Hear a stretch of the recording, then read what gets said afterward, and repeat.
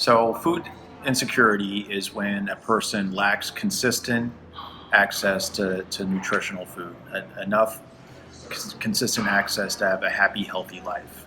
So, whereas hunger is more of a physiological condition, we can all be hungry from time to time. Food insecurity is more of a socioeconomic condition that people find themselves in.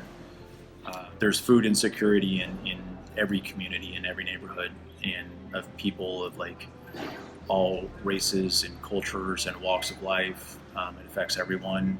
Um, I think there's sort of at times, kind of a stereotype around who goes to food pantries for food, that it's just all homeless people. And that's not true at all. We serve many working families, and that's been increasingly the case in recent years.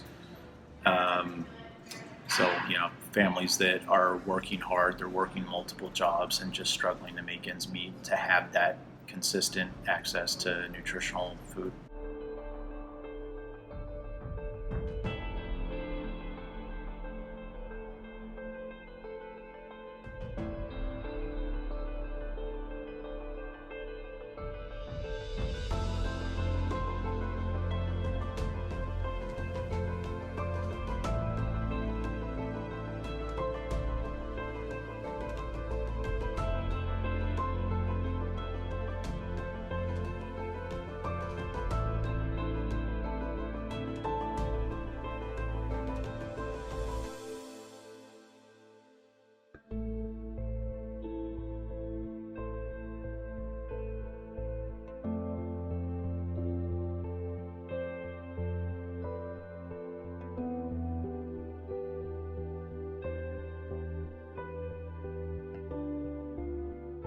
I think that food insecurity impacts occupational performance just based on a variety of different things.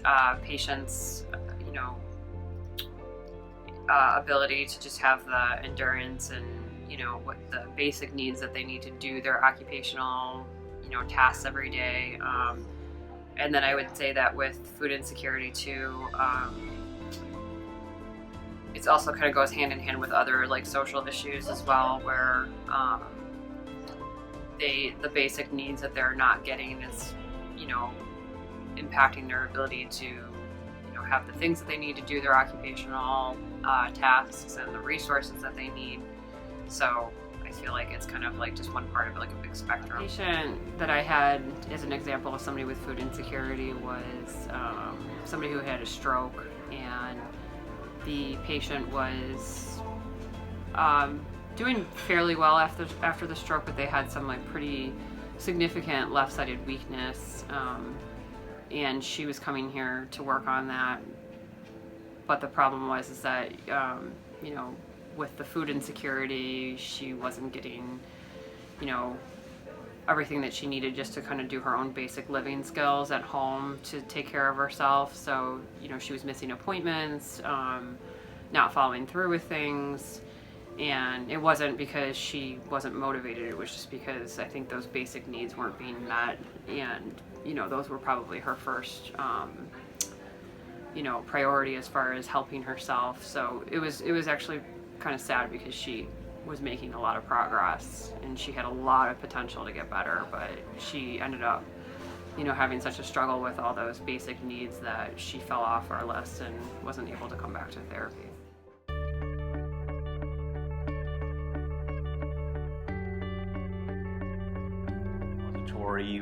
Our mission is to feed people facing hunger and to strike the root causes of hunger. So we do that in numerous ways. Kind of the core. So we're the food bank serving Chicago and Cook County, and so sort of like the core um, business of a food bank is to distribute food out into the community. You saw the big warehouse of food that we have. So we distribute food to more than 700 programs and partner agencies in Chicago and throughout Cook County. Most of those partner agencies are food pantries. Some of them are homeless shelters. We have numerous programs like after-school meals for kids at like Boys and Girls Clubs or schools. programs for older adults. We have food pantries out in CPS schools, in the city colleges. We have food pantries at the VA hospitals. So numerous places that we serve. So that's sort of the core piece of what we do, but we do more than that. We also have the culinary job training program that we just talked about a little bit, called Chicago's Community Kitchens. It's a 14-week culinary job training program that helps propel people into the workforce who need a kind of an extra boost that may have other barriers to employment. And in the years ahead, we're going to get into meal delivery for older adults and people with disabilities. So that's kind of an area of growth for us.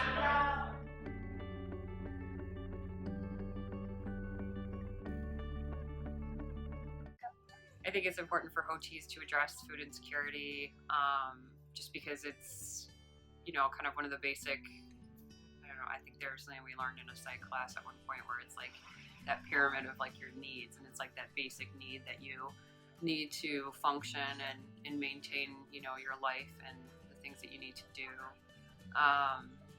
And I feel like a way that we could help is maybe by providing them resources or helping them problem solve through things that could help their home life and, advocating for themselves better. I feel like one of the basic reasons that some people have food insecurity or even other, issues that they're not getting their needs met is because they just don't know how to advocate for themselves, where I think that's where we could help. So the most, the most basic answer to that would be screening for food insecurity. Determining, there's a USDA 2-question kind of screening tool that health professionals can use to screen for food insecurity, and then helping connect people to the resources in the community. So like screening for it, and then knowing where to connect people to within the community.